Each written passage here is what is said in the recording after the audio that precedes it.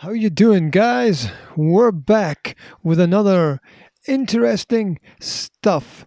The almost daily homeschool educational supplement where we dive into a topic which is usually not on people's radars. And today we will be looking at how children played in classical times. So why is this fascinating? Well, I love toys. Don't you love toys? I love tinkering about with things and playing to see what I can learn.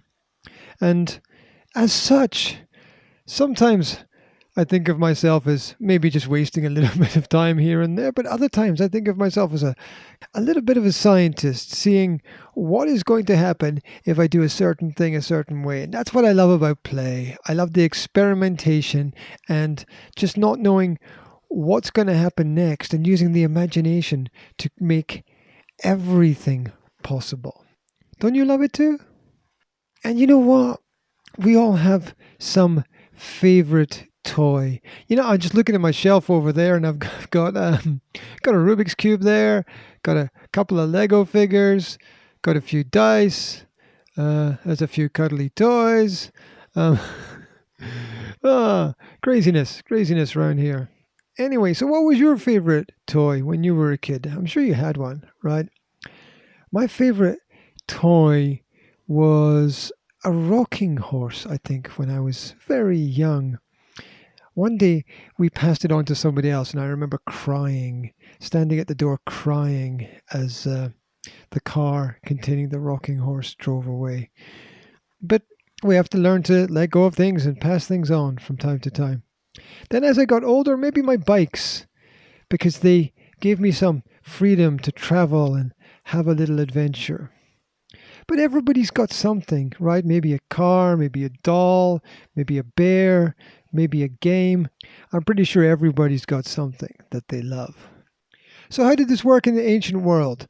Well, much as today, parents considered play a vital part of preparation for later life. They made sure that their children had plenty of toys. Probably not quite as many as today, but quite a few for sure. And many of these toys were things like tops, yo-yos, hoops, kites, balls, bats, even swings, things that are really still familiar with people today. I also wonder if they had things like maybe skateboards. Maybe some crazy kid, some crazy inventor somewhere had figured, put these wheels on this board and put this board, and maybe this board could go down a hill. And yeah, but I imagine it was probably pretty bumpy, right? Unless you were rich and had some sort of marble floor in a house or something. It was probably lots of cobblestones everywhere. And so I guess that would have made it difficult. But anyway, interesting thought, right?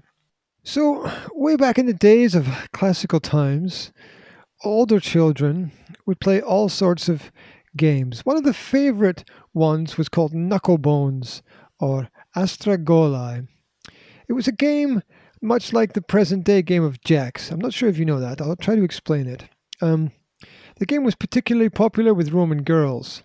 They would use bones made from real bone, terracotta, glass, ivory, bronze, silver, or brass. And how it worked? Well, in the game, players threw 5 pieces of bone into the air and caught as many as they could on the back of their hand. Any pieces that dropped had to be picked up without dropping those already on the hand. So it was a game of nerves. Boys in general preferred a game today called Maura in Italy, in which 2 competitors each held up a hand at the same time, showing a number of fingers. The first to call out the correct total won the round. Scoring was done with a notched stick, which the boys held between them.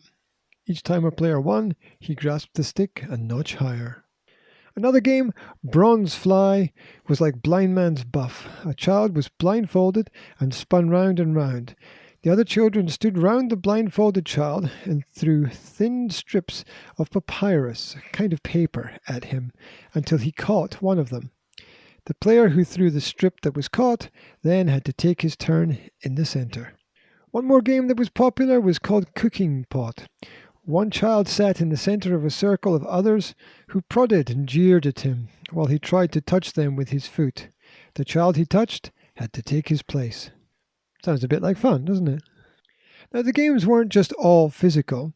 There were also board games. Sometimes whole families got together for long sessions. One popular game was called Senet, played on a rectangular board.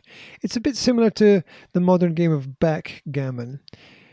And I always played chess when I was a kid. I never played backgammon, which was kind of interesting because chess was usually on one side of the board and backgammon was the other. But for some reason, I never learned to play it. The things we never did. There's still time. Always time. Anyway, the game Senet was played by Egyptians from all walks of life. Even royalty enjoyed the game as well. And one famous wall painting from the 13th century BC shows Queen Nefertari playing the game in her court. Roman children also naturally shared their parents' passion for chariot racing. Young boys drove carts often harnessed to dogs, or if they couldn't find dogs, they used sheep, goats, and even geese. And I imagine if there were no animals, they probably harnessed it to each other. Because boys are boys, right? Dolls were also extremely popular for younger children throughout the ancient world. Roman girls played with rag dolls or carved wooden dolls with movable limbs. These could be very detailed and were often dressed in fashionable clothes.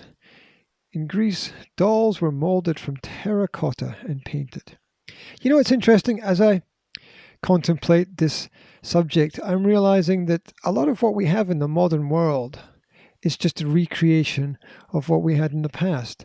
There's really not much new that we haven't had at some point before. Quite interesting, really.